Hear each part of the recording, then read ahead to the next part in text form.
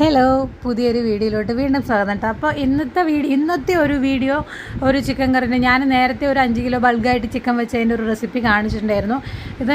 ഇതും രണ്ടാം വട്ടം അതുപോലെ നമ്മൾ വീട്ടിലല്ല ഏട്ടൻ്റെ വീട്ടിൽ മതിലിൻ്റെ വാർപ്പായിരുന്നു. അപ്പോൾ അന്ന് അവർ പണിക്കാർക്കൊക്കെ ഫുഡ് കൊടുക്കാൻ വേണ്ടിയിട്ട് ചിക്കൻ കറി വെച്ചതിൻ്റെ ഒരു റെസിപ്പി ഞാനൊന്ന് ഏട്ടൻ്റെ മോള് വീഡിയോ എടുത്തു വന്നു. അപ്പോൾ ഞാനൊന്ന് അതൊന്ന് അപ്ലോഡ് ചെയ്യാമെന്ന് വിചാരിച്ചു കേട്ടോ. അപ്പോൾ നമ്മൾ എണ്ണ ഒഴിച്ചു. ഇതാണ് ഏട്ടൻ്റെ മോള്. എണ്ണ ഒഴിച്ചു, സവാള ഇട്ടു, കറിവേപ്പില ഇട്ടു, ഇഞ്ചി വെളുത്തുള്ളി പേസ്റ്റ് ഇട്ടിട്ട് കുറച്ച് ഉപ്പും കൂടി ഇട്ടിട്ട് ചിക്കൻ കറിക്ക് നല്ലോണം ഒന്ന് വഴറ്റിയെടുക്കുകയാണേ.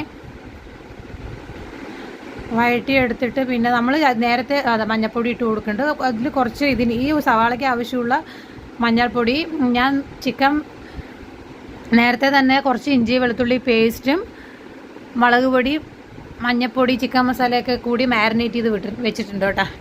അപ്പോൾ അതിന് നമ്മൾ സൈഡിലേക്ക് മഞ്ഞൾപ്പൊടി ഇട്ട് വഴറ്റിയിട്ട് നമ്മൾ ഈ സവോളയും തക്കാളിക്കുമുള്ള ആവശ്യമുള്ള മുളക് പൊടി ചേർത്തിട്ട് നല്ലോണം ഒന്ന് വഴറ്റിയെടുക്കണം കേട്ടോ.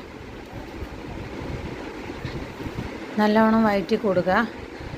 അപ്പോഴേക്കും ഞാനത് പുറത്താണ് വെച്ചത്. ഞാൻ അന്ന് പറഞ്ഞ പോലെ തന്നെ ഉള്ളിൽ കത്തിക്കാനുള്ള ഒരു ഇതില്ലാത്തത് കാരണം പുറത്താണ് വെച്ചത്. അപ്പോൾ വെയിലിൻ്റെ ഇത് കാരണം കറക്റ്റ് ക്ലിയർ ആയിട്ടൊന്നും ഇല്ല. പിന്നെ നമ്മുടെ ഫോൺ ഒരു പൊട്ട ഫോണാണ്, അത് കാരണം വലിയ ക്ലാരിറ്റി ഒന്നും ഇല്ല കേട്ടോ.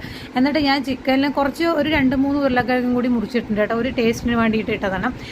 ഇതുവരെ ട്രൈ ചെയ്യാത്തവരൊന്നും ട്രൈ ചെയ്ത് നോക്കട്ടെ. എന്നിട്ട് അത് അടച്ച് വെച്ച് നമ്മൾ കുറച്ച് ചിക്കൻ ഗരം മസാലയും അടച്ച് വെച്ച് വേവിച്ചിട്ട് കുറച്ച് കഴിഞ്ഞ് തുറന്നപ്പോൾ ചിക്കൻ കറി റെഡി ആയിട്ടുണ്ട്. ഇനി നമുക്ക് ഇതിലേക്ക് ഒരു വറവിടാം കേട്ടോ. അതിന് ഓൾറെഡി ഇപ്പോൾ തന്നെ ചിക്കൻ കറിയിൽ ഭയങ്കര എണ്ണയായിട്ടുണ്ട്. കുറച്ച് എണ്ണ ഒഴിച്ചിട്ട് അതിലേക്ക് ഉള്ളിയും കടുക് വിട്ട് പൊട്ടിച്ച്, ചിലവരൊന്നും കടുക് പൊട്ടിക്കാറില്ല.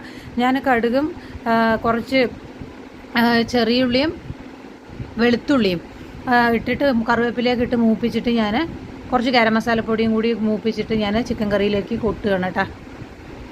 എന്നിട്ട് നമ്മൾ ചിക്കൻ കറിയിൽ കുറച്ച് മല്ലിയിലയും കൂടി തൂവി കൊടുത്താൽ നമ്മളുടെ സ്വാദിഷ്ടമായ ചിക്കൻ കറി റെഡി ആയിട്ടുണ്ട് കേട്ടോ.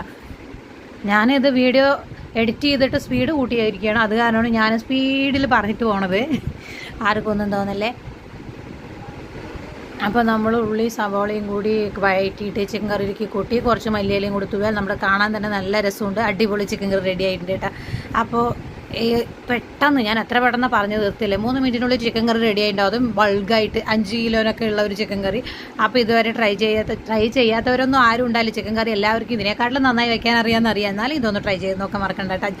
ഉരുളക്കിഴങ്ങ് ഇട്ടിട്ടൊന്ന് വെച്ച് നോക്കും, നല്ല അടിപൊളി ടേസ്റ്റാണ്. കാണാൻ തന്നെ നല്ല കളറുണ്ട്. ഞാൻ കുറച്ച് കാശ്മീരി ചില്ലിയും കൂടി ഇട്ടിട്ടുണ്ട് കേട്ടോ. മുളക് പൊടിക്ക് എരിവുള്ളതും ഇതും കാശ്മീരിയും കൂടി ഇട്ടപ്പോൾ കുറച്ചുകൂടി കളർ. അപ്പോൾ ഇന്നത്തെ വീഡിയോത്തിൽ പുതിയ വീഡിയോ